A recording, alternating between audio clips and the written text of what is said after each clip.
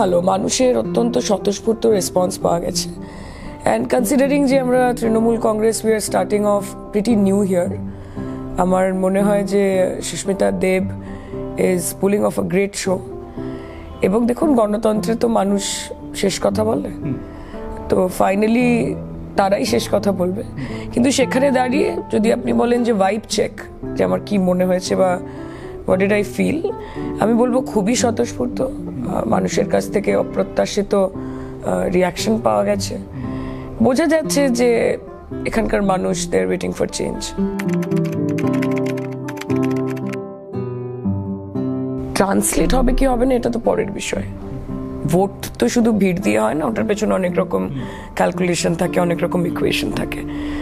তবে আমরা এমন লোকজনকেও দেখেছি যে যারা সবার মধ্যে থেকেও স্বতঃস্ফূর্ত নয়, পাবলিক ইন্টারঅ্যাক্টিভ নয়, মানুষের চোখে মুখে সেই স্পার্কটা নেই। এটা তো ডেমোক্রেসির সব থেকে বড় ফেস্টিভ্যাল একটা ইলেকশন। তো আপনি বুঝতে পারেন যে এটা অভিনেত্রী জন্য না, আমি যেরকম ভাবে নিজেকে প্রেজেন্ট করি, মানে আমাকে দেখে তো অভিনেত্রী সেই অর্থে এখন আর মনে হয় না, নেত্রী মনে হয়। এবং আমি দলের পক্ষ থেকে এসেছি, তা আমি সভানেত্রী তৃণমূল যুব কংগ্রেসের। তো সেখানে দাঁড়িয়ে সবাই জানে যে আমি আপাতমস্তক একজন পলিটিক্যাল, একজন রাজনৈতিক ব্যক্তিত্ব। আমার মনে হয় যে মানুষ তৃণমূলকে যে অ্যাকসেপ্ট করছে সেটা কোথাও কি আমার মনে হয়েছে যে this is a good start to it. দেখুন, ত্রিপুরাতেও মানুষের প্রচুর ভালোবাসা আমরা পেয়েছিলাম। কনসিস্টেন্টলি ত্রিপুরাটা পারসিউ যদি করা যেত তাহলে আমার মনে হয় যে আমরা সেখানে অত্যন্ত ভালো, আমরা 2 নম্বর দল হতাম ত্রিপুরাতে। এবং আমি এখনো মনে করি যে পসিবিলিটি এবং পটেনশিয়াল দুটোই আছে। আমাদের কাছে কিন্তু ত্রিপুরা থেকে এখনো ফোন আসে, মানুষ এখনো চায়। বিজেপি ত্রিপুরাতে এমন একটা সিচুয়েশন তৈরি করেছে যেখানে মানুষ অবশ্যই একটা পরিবর্তন চেয়েছিল। তৃণমূল বিকল্প হয়ে উঠতে পারে, আমি এখনো বলছি। আমরা কিন্তু ত্রিপুরা ছেড়ে দিয়েছি সেরকমটা নয়, আমি যতদূর টপ লিডারশিপের সাথে কথা বলে বুঝেছি। আসামের ক্ষেত্রে ত্রিপুরাতে আমাদের একটা মুশকিল ছিল যে ত্রিপুরার কোনো সলিড ফেস ছিল না। That was A problem. ত্রিপুরার কোনো স্ট্রং লিডার, কোনো একটা ক্রেডিবল ফেস। পশ্চিমবঙ্গ থেকে এসে ত্রিপুরাতে একটা ম্যানেজমেন্ট করতে হতো, পশ্চিমবঙ্গ থেকে লিডার এনে ত্রিপুরায় নানান জায়গায় ডেলিগেট করা হতো। ওটা একটা অন্য রকমের জার্নি ছিল। কিন্তু আসামের ক্ষেত্রে আপনি দেখবেন, আপার আসামে আমাদের কাছে রিপুন বোরা রয়েছেন, উনি প্রেসিডেন্ট, উনি কমেন্ডেবলি কাজ করছেন। এখানে বরাকে সুস্মিতা দেব রয়েছেন, তার নিজের একটা অত্যন্ত স্ট্রং বেস রয়েছে, ওনার একটা পলিটিক্যাল ফ্যামিলি, সন্তোষ মোহন দেবের একটা ঐতিহ্য, একটা হিস্ট্রি। তো ত্রিপুরার সঙ্গে আমার মনে হয় যে আসামকে কম্পেয়ার করা উচিত নয়। আমাকে যেখানে ডেলিগেট করা হয়েছে আমি সেখানে এসেছি। আমাকে যদি আপার আসাম, আমি এর আগে ইলেকশনের আগে গৌহাটিতে গিয়ে প্রোগ্রাম করে এসেছি, রিপুন বোরার প্রোগ্রাম করে এসেছি গিয়ে আমি। আমাকে ইলেকশনের সময় হয়তো দলের মনে হয়েছে যে আমি শিলচরে এলে সেটা বেশি এফেক্টিভ হবে, তাই আমি এখানে এসেছি। আমি এক এক করে বলছি আপনাকে। প্রথম হচ্ছে যে আপনি বললেন যে একজনের বাড়ি থেকে টাকা পাওয়া গেছে। আমি আবার বলি যে যার বাড়ি থেকে পাওয়া গেছে এটা তার বিষয়, সে এখন জেলে রয়েছে, দলের পক্ষ থেকে তাকে সাসপেন্ড করা হয়েছে। তৃণমূলের কিন্তু 0 টলারেন্স পলিসি। তৃণমূল কংগ্রেস জানতে পেরেছে, তৃণমূল কংগ্রেস নিজের দলীয় জায়গা থেকে অ্যাকশন নিয়েছে, এবং কেউ যদি খারাপ কাজ বা ভুল কাজ করে থাকে, law will take its own course. এবং প্রত্যেকটি রাজনৈতিক দলে এরকম নানান অবজারভেশন থাকে, এরকম নানান ঘটনা ঘটে। এখন বিজেপির বাড়িতে রেড হয় না বা বিজেপির নেতা মন্ত্রীর বাড়িতে ইডি সিবিআই যায় না, সেটা আলাদা বিষয়, কারণ তারা ক্ষমতায় রয়েছে। কিন্তু অবশ্যই সেরকম দিন আসবে যখন তাদের বাড়িতেও সেটা হবে, কারণ বিজেপি যেই একটা আমি সাধু আর বাকি সবাই চোর একটা, এবং থ্যাঙ্কস টু মিডিয়া, টেলিভিশন, আমি মনে করি যে আপনারা বেঁচে আছেন বলেই হয়তো বিজেপি বেঁচে আছে, এবং সেটা পশ্চিমবঙ্গে অনেক বেশি বলতে পারেন, এখানে আমি অতটা জানি না।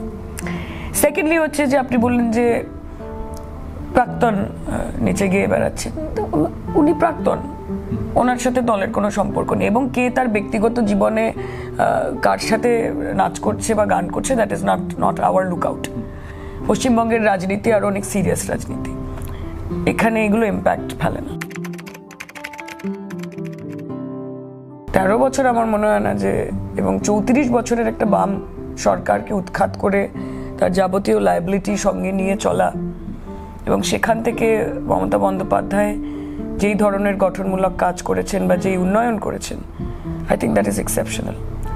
সেটা আপনি ল অ্যান্ড অর্ডারের ক্ষেত্রে বলুন, সেটা আপনি উন্নয়ন, রাস্তাঘাট, পানীয় জল, আলো, ইনফ্রাস্ট্রাকচার বলুন, এবং মানুষ হয়তো সেটা রিয়েলাইজ করে যে 13 বছর আগে বা 12 বছর আগে আমাদের কি অবস্থা ছিল এবং তার 34 বছর ধরে আমাদের কি অবস্থা ছিল, এবং মমতা বন্দ্যোপাধ্যায় কতটা ট্রান্সফরমেটিভ বা রিফর্মেটিভ পলিটিক্স পশ্চিমবঙ্গে করেছেন, এবং সেই জন্য ওনাকে তৃতীয়বারের মতো মুখ্যমন্ত্রী করেছে। সেটা তো মমতা বন্দ্যোপাধ্যায় নিজেকে ডিক্লেয়ার করেনি, সেটা পশ্চিমবঙ্গের মানুষ করেছে।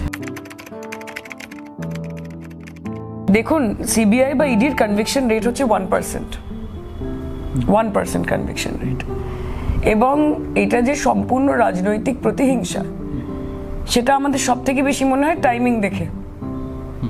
তাদের বিফোর ইলেকশন বলুন বা বিফোর কোনো খুব ইম্পর্টেন্ট জাংচার, পলিটিক্যাল জাংচার বলুন, এবং এরকম তথ্য সামনে এসেছে যে ধরুন 25 জন অপোজিশনের লিডার যাদের সিবিআই ইডি রেড করেছে বা গ্রেপ্তার করেছে, তারা যেই মুহূর্তে বিজেপিতে জয়েন করেছে তার মধ্যে 23 জনকে ছেড়ে দেওয়া হয়েছে। তো এবার আপনি একজন রাজনৈতিক জার্নালিস্ট, আপনার নিজের মনে প্রশ্ন ওঠে না এটা নিয়ে যে এটা কি করে হয়? এবং ইডি আর সিবিআই বা আইটি বা এনআইএ বা আর যা যা সংস্থা আছে, তারা সম্পূর্ণ বিজেপির ক্যাডার হিসেবে কাজ করে। মমতা বন্দ্যোপাধ্যায়, অভিষেক বন্দ্যোপাধ্যায়, মমতা বন্দ্যোপাধ্যায়ের ক্যাবিনেট বলুন, তার লিডারশিপের জায়গা থেকে অর্গানাইজেশনাল লিডার্স বলুন, তারা ভীষণভাবে টার্গেটেড। এবং আমি যেটা আপনাকে বললাম যে ভারতবর্ষের মানুষ এখনো অপেক্ষা করছে এটা দেখার জন্য যে বিজেপির নেতা মন্ত্রীদের বাড়িতে কবে ইডি সিবিআই যাবে। ভারতবর্ষের মানুষ এখনো অপেক্ষা করছে এটা দেখার জন্য যে নরেন্দ্র মোদী এবং অমিত শাহর হেলিকপ্টারে কবে আইটি রেড হবে। কারণ অভিষেক বন্দ্যোপাধ্যায়, রাহুল গান্ধীর ফ্লাইটে তো হচ্ছে, তাদের হেলিকপ্টারে তো হচ্ছে। তারা যখন এই আওতার মধ্যে পড়ে, ইনভেস্টিগেশনের আওতার মধ্যে পড়ে, তাহলে প্রধানমন্ত্রী বা স্বরাষ্ট্রমন্ত্রী বা বিজেপির অন্য কোনো বড় নেতা পড়ছে না কেন? সে তো বাংলাতে ওনারা 200 পারও বলেছিলেন, 70-এ গিয়ে আটকে গেছে। ওনারা কি বলছেন, উনি অবশ্যই এখন ইলেকশন খেলছেন, উনি নিশ্চয়ই বলবেন না যে আমি 40টা সিট পাবো। আমরাও বলছি না যে উনি 40টা সিট পাবেন।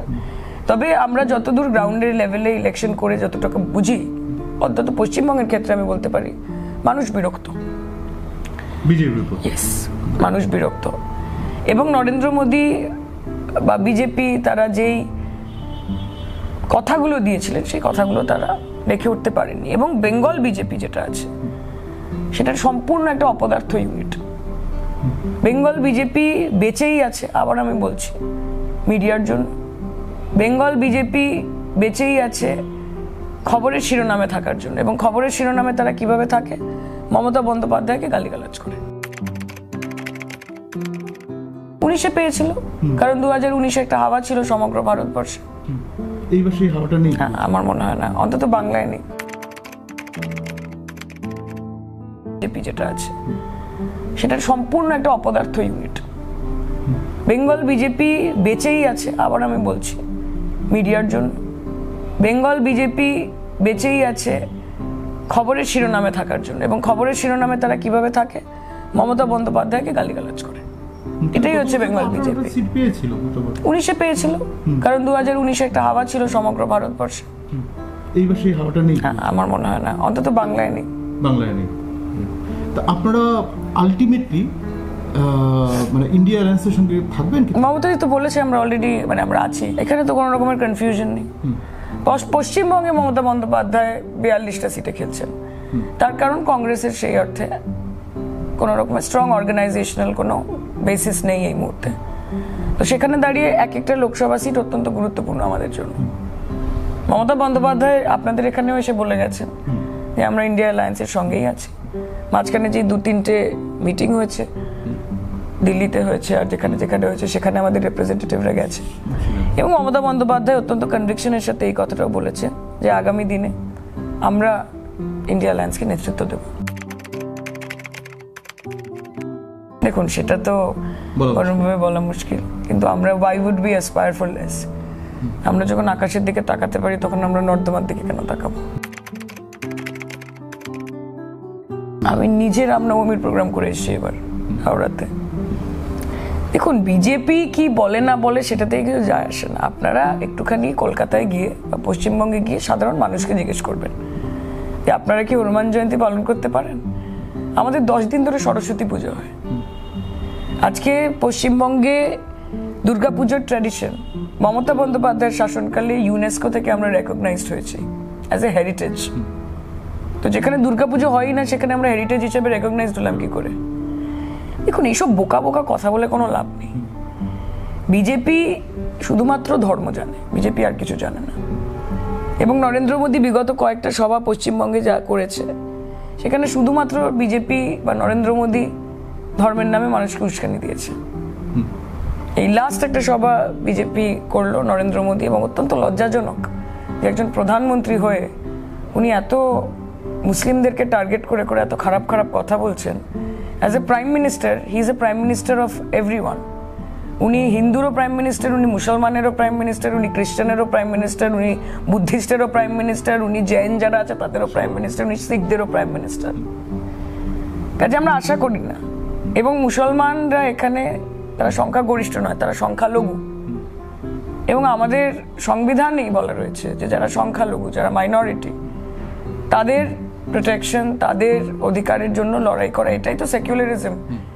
এটা তো আমাদের ইন্ডিয়ান কনস্টিটিউশন। আমি জানি না এখানে তোষণ টোষণ এই কথাগুলো কোত্থেকে আসে।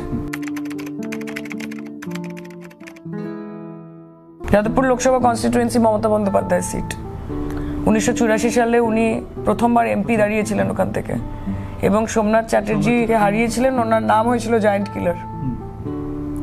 কাজে সেই সিট থেকে মমতা দিয়ে আমাকে 2024-এ 40 বছর পরে একটা লেগেসির ব্যাপার আসে, একটা অত্যন্ত দায়িত্বের ব্যাপার আসে। এবং যাদবপুরের মানুষ, আপনি যদি ট্রেন্ড দেখেন, বরাবর যাদবপুরের মানুষ কিন্তু আশীর্বাদ করেছে তৃণমূল কংগ্রেসকে এই সিটটাতে। আমরাও আশাবাদী যে এবারও হবে সেটাই।